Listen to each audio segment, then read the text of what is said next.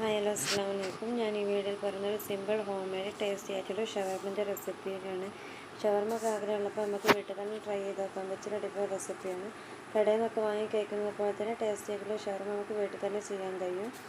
അതിന് വേണ്ടി ഞാൻ എടുത്തിട്ടുള്ളത് ഇളം ചൂടുവെള്ളത്തിലേക്ക് 1 സ്പൂൺ ഈസ്റ്റും ഷുഗറും കൂടി മിക്സ് ചെയ്തിട്ട് നല്ലോണം മിക്സ് ചെയ്തിട്ട് 15 മിനിറ്റെങ്കിലും അത് റെസ്റ്റ് ചെയ്യാൻ വേണ്ടി വെക്കണം.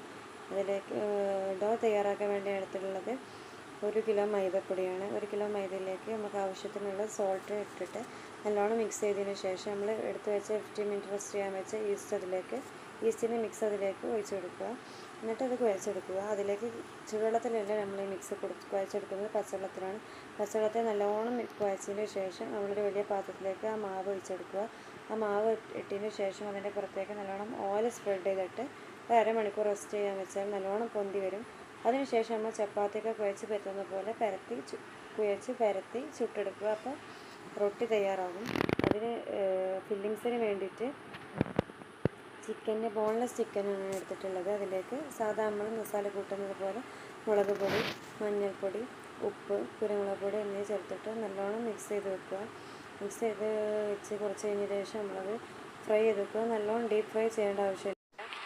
ചിക്കൻ ഒന്ന് ഷാലോ ഫ്രൈ ആയിട്ട് നമ്മൾ ചെറിയ രീതിയിൽ ഒന്ന് പൊരിച്ചെടുക്കുക. എന്നിട്ട് അത് നമ്മൾ ചെറിയ ചെറിയ കഷ്ണങ്ങളാക്കിയിട്ട് ഒന്ന് മിക്സിയിലിട്ട് അടിക്കണം എന്നൊന്നുമില്ല, ചെറിയ ചെറിയ കഷ്ണങ്ങളാക്കി എടുക്കുക.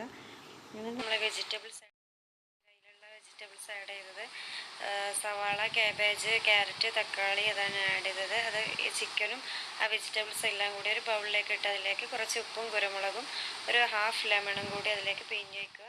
എന്നിട്ട് നമ്മൾ ഉണ്ടാക്കി വെച്ച മയോണീസ് അതേ കെച്ചപ്പെല്ലാം ആഡ് ചെയ്തിട്ട് നമ്മൾ ഉണ്ടാക്കി വെച്ച ഈ റൊട്ടിയിലേക്കെല്ലാം കൂടി ഇട്ടിട്ടത് റോളാക്കി എടുത്താൽ നമുക്ക് വീട്ടിൽ തന്നെ ഈസി ആയിട്ട് ഷവർമ റെഡിയാക്കി എടുക്കാൻ പറ്റും. കടയിൽ നിന്നൊക്കെ ഉണ്ടാക്കുന്ന അതേ ടേസ്റ്റിൽ തന്നെ വീട്ടിൽ ഈസി ആയിട്ട് ചെയ്തെടുക്കാൻ പറ്റും.